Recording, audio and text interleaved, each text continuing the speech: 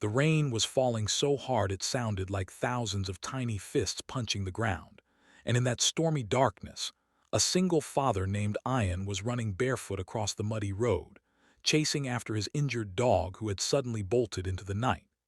His heart pounded not just from fear for his dog, but from the heavy truth that had been weighing on him for months. He was on the edge of losing his home, his job, and the fragile life he had built for his young daughter. On that desperate night, he didn't know that fate was pulling him toward a moment that would change everything.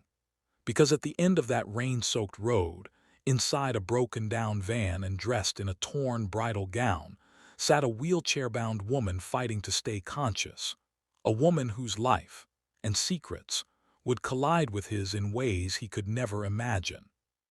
If you believe in kindness, second chances, and the beauty of humanity, please take a moment to like, comment, share, and subscribe to Soul Tale.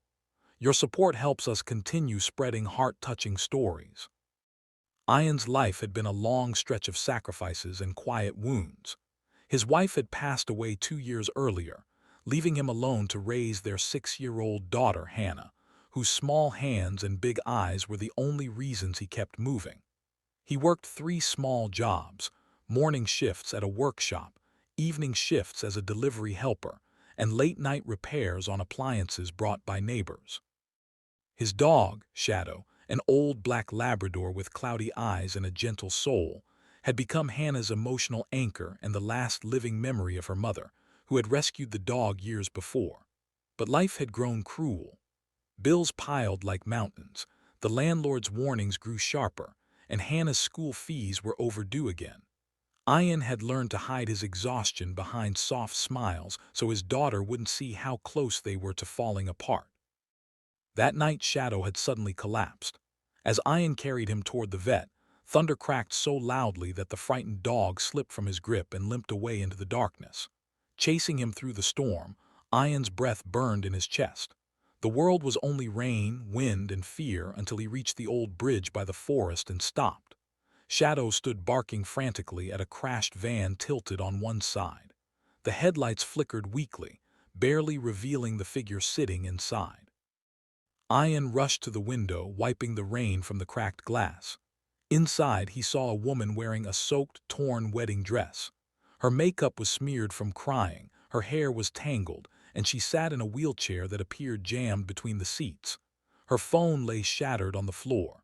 She was shivering violently, her lips pale, her eyes hollow with shock.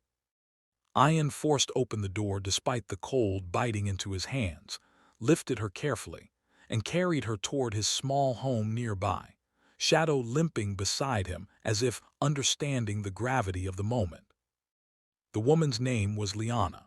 She was around 27, with delicate features that still held traces of elegance even beneath the mud and rain. But it was her eyes that told the truth, eyes filled with a lifetime's worth of pain. Ian placed her on the only bed in the house and covered her with blankets while Hannah pressed warm cloths against her hands. In the soft light of their tiny home, surrounded by peeling paint and the smell of damp wood, Liana finally breathed steadily. As she rested, Ian noticed the wheelchair's damaged frame, the broken wheels, the bruises on her arms, and the red marks where straps had once held her. He didn't know what had happened to her, but he recognized suffering when he saw it. Hannah brought her warm soup. Shadow rested his head near her feet, and in that fragile silence, Liana shed the kind of tears that come when a heart has carried too much for too long. Over the next few days, Liana became a quiet presence in their home. She hardly spoke about her past, and Ian didn't push her. She helped Hannah with handwriting practice, laughed softly at Shadow's playful attempts to comfort her, and spent long hours staring at the hills outside their window as if replaying memories she wished she could erase. Ian repaired her wheelchair using spare metal pieces from his workshop and improvised new wheels, staying up nights to make sure it would roll smoothly. When she first touched the repaired chair, she stared at it with trembling fingers as if no one had ever shown her kindness without wanting something in return. Slowly, she opened up. She told Ian she had been on her way to her wedding, a marriage arranged by her relatives not for love, but for connections and business power. She was wealthy, she told him, unimaginably wealthy, but trapped in a world where her disability made her a bargaining chip rather than a human being. She had run away after learning the groom's family had accepted her only for access to her father's billion-dollar company. Her relatives had tried to force her into the vehicle, and in her panic, the driver crashed while trying to control the situation. She escaped when the men abandoned the van to call for backup. Ian listened quietly, not reacting to the mention of wealth. What mattered to him was that she had been hurt, used, and abandoned. And for reasons she couldn't explain, she felt safe in his little home, a place with cracked walls but genuine warmth. Days turned into weeks, and Liana became part of their world. She watched Ian's struggles firsthand, the overdue notices tucked behind bottles, the worn shoes he kept restitching, the meals he often skipped so Hannah always had enough. She admired his resilience and the gentle, determined love he gave his daughter and dog. Ian, without realizing it, had shown her more humanity in those quiet days than she had seen in a lifetime of glittering rooms filled with cold, powerful people. One morning, she watched Hannah and Shadow chasing Bubbles outside their house, their laughter echoing through the yard. Ian was repairing an old bicycle for a neighbor, sweat running down his neck despite the cold morning air. Liana felt something she had long forgotten, a sense of belonging. But just when life seemed to soften, her world caught up with her. Expensive black cars began appearing near the village. Men in suits asked questions. Her relatives had discovered she was alive and nearby. Ian grew worried, sensing danger, but Liana assured him she trusted him more than anyone. She didn't want to return to a world where she was just an asset. Then one afternoon, everything changed.